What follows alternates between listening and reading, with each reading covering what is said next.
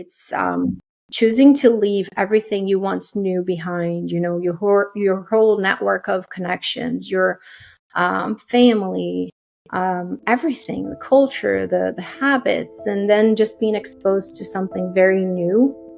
It takes a lot of strength.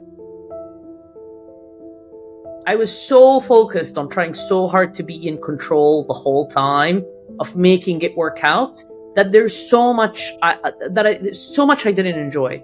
I didn't enjoy my uni years. I didn't enjoy my first few years of working. There was always like the stress of what's next. I just wish I could have taken a bit of a breather and just kind of enjoyed the present a little bit more and enjoyed the experiences I was having and the people I was surrounded by, and just made the most out of, as opposed to constantly thinking about the future and what if and what's going to happen and so on.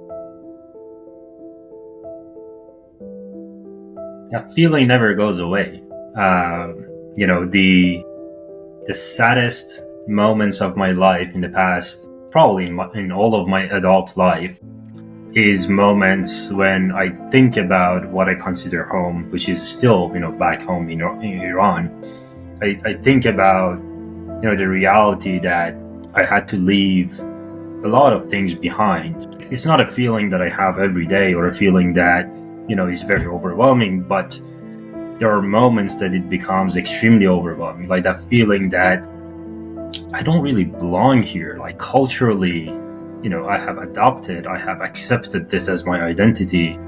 I have accepted that this is the best compromise, but ultimately it's a compromise, right? The reality is that I don't really have a home. Who are you? You're a new person. You're new in the community. You're from a different country.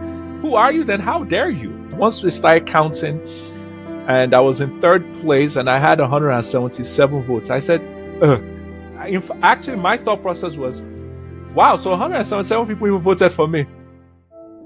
I'm good to go. Let me go and sleep. So I went to sleep. I was in third place. Then my wife ran into the room probably an hour or 2 hours later and, yelling that you're in first place.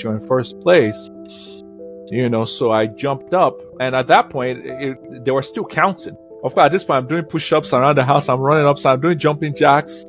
I'm praying. I wasn't sure. Home is actually where you are.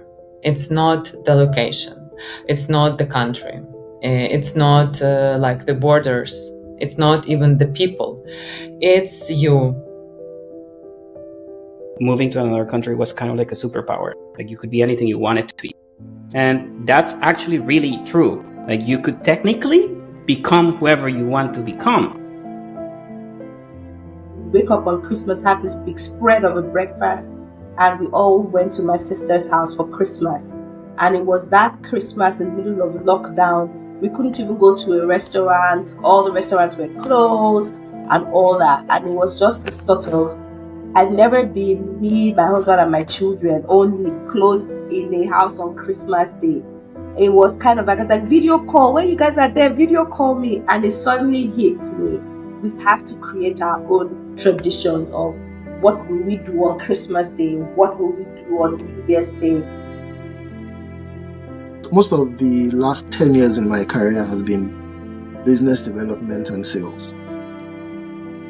And if you think about sales and business development, they depend heavily on your social network, social capital, being able to get into a room and, I know this person, I know that person, so we're going to be able to make a sale. I know who to call for this to happen and that to happen. So think about trying to find work or business here, and I have the technical skills to sell, but I can imagine if somebody was assessing my CV for a sales role, the person looks at it and says, yeah, this guy has technical skills, I know, but he doesn't know who to call in Scotland to make something happen. And the person will not be wrong, to think in that way.